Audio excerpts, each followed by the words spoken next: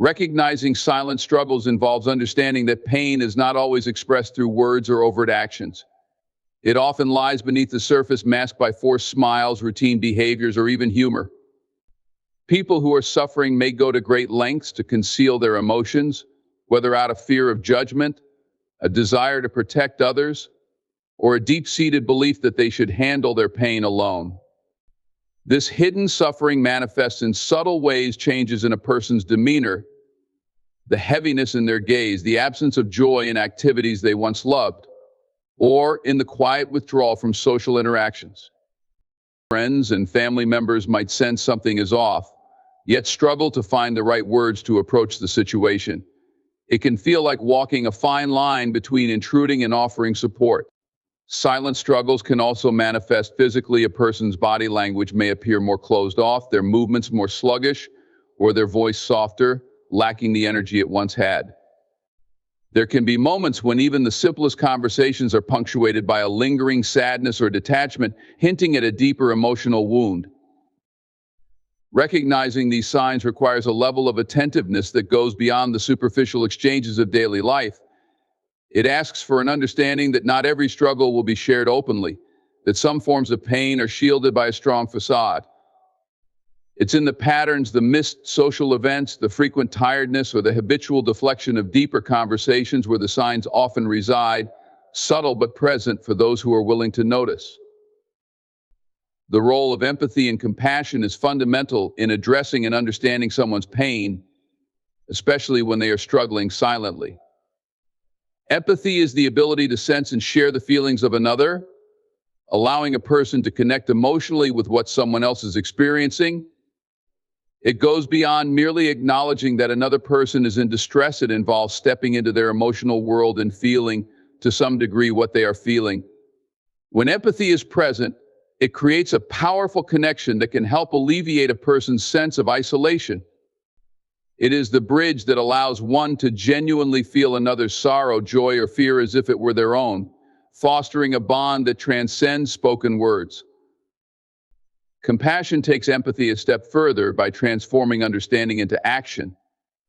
It not only perceives the struggle but also responds to it with a desire to help.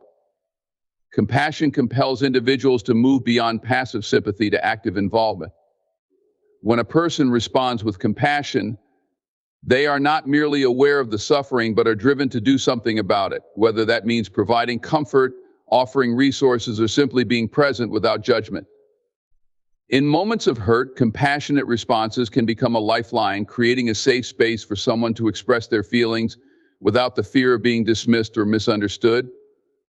Together, empathy and compassion act as catalysts for healing, allowing those who are suffering to feel seen and valued. They foster a sense of connection, reminding the person in pain that they are not alone in their struggles. When someone reaches out with empathy, it validates the hurt and offers emotional relief.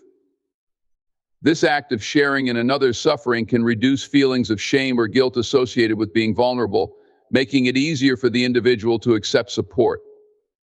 Compassion, with its action-oriented nature, can take many forms. It can be as simple as a kind gesture, as consistent as regularly checking in, or as profound as being a pillar of strength during times of crisis. In practice, being empathetic and compassionate can also mean accepting that sometimes there may be no immediate solution, no fix for the pain.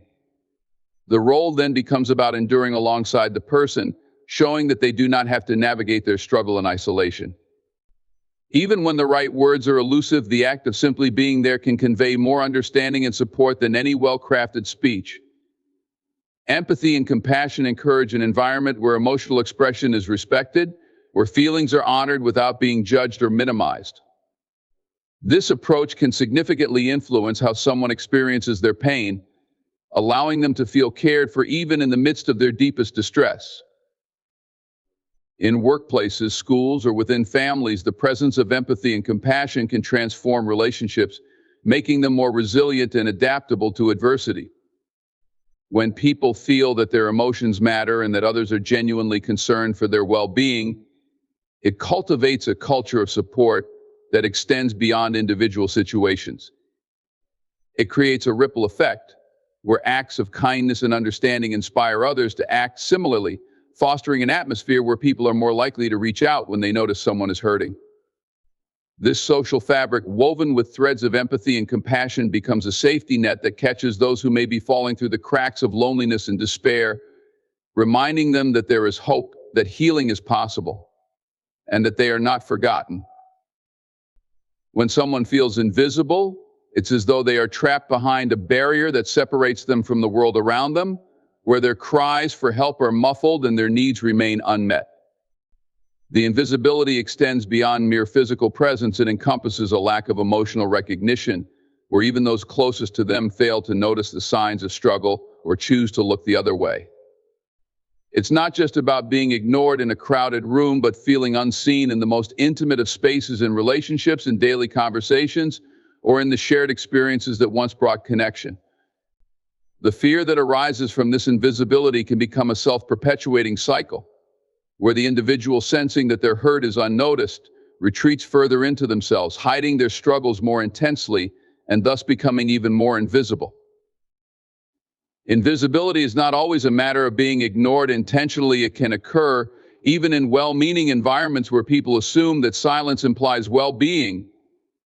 There is often a cultural tendency to equate outward appearances with inner states, leading to the misconception that if someone is not openly displaying signs of distress, they must be fine. This assumption can be particularly damaging as it discourages the deeper inquiry into someone's true emotional state. The fear of invisibility is exacerbated in such settings, where there is an unspoken expectation to appear okay, to maintain the facade of normalcy even when one is falling apart inside. This social pressure to conform can drive individuals further into hiding, intensifying the struggle to be seen authentically. Navigating the response to hurt is a delicate and complex process involving a balance between offering support and respecting boundaries.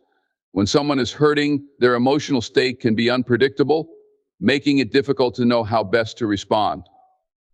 It requires sensitivity to the person's needs, and understanding of the nuances of their pain, and the ability to adapt one's approach accordingly. Responses to hurt can vary widely. Some people may crave closeness and reassurance, while others might need space and time to process their feelings independently. The challenge lies in recognizing these varying needs and responding in a way that feels supportive without being overwhelming. When responding to someone who is hurting, there is often a fine line between helping and inadvertently causing more distress. It can be tempting to jump in with solutions or advice, but not every person who is struggling wants to be fixed. Sometimes the most meaningful response is simply to listen, to be present without trying to alter their experience or take away their pain. This kind of presence communicates understanding and empathy, offering the person a safe space where they can express themselves freely without the pressure of expectations. It is important to resist the impulse to compare their hurt with one's own experiences or to offer platitudes that may unintentionally diminish the depth of their feelings. Instead, acknowledging the validity of their emotions, no matter how intense or irrational they may seem, can be a crucial first step in providing genuine support. There is also the matter of timing when it comes to responding to hurt. Reaching out too soon or too forcefully might push someone further away, especially if they are not ready to share their feelings. Conversely, waiting too long can make the person feel neglected or unimportant, exacerbating their sense of isolation. Understanding the cues that indicate when someone is open to support or when they need distance requires a keen sense of observation and often a degree of trial and error. In some cases, it is enough to offer small gestures, checking in with a simple text, providing a distraction through shared activities, or even just being physically present without the expectation of conversation. These acts can be powerful in demonstrating that support is available without putting pressure on the individual to respond or reciprocate immediately. The nature of the relationship also influences the response to hurt. Friends, family members, or partners may feel a greater responsibility to offer comfort, but they might also struggle with their own emotions when faced with a loved one's pain.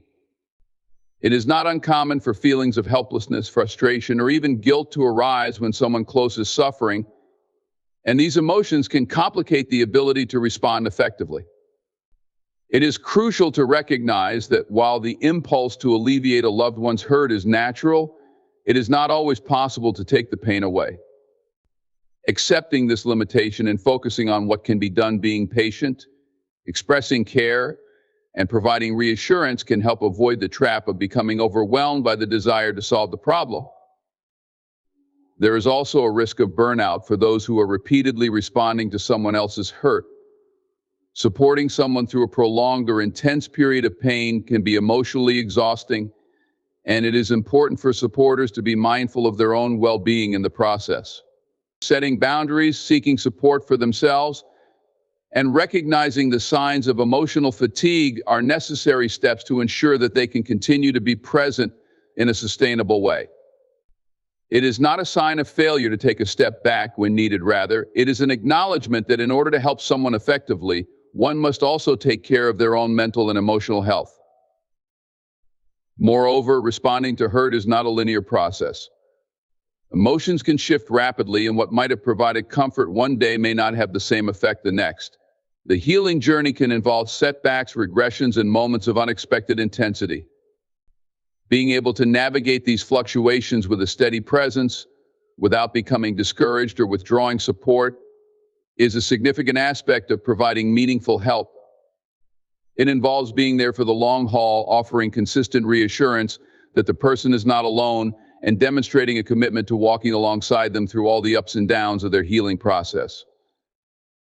Turning awareness into action is a crucial step in supporting someone who is experiencing pain, moving from simply recognizing that there is a problem to actively doing something to address it.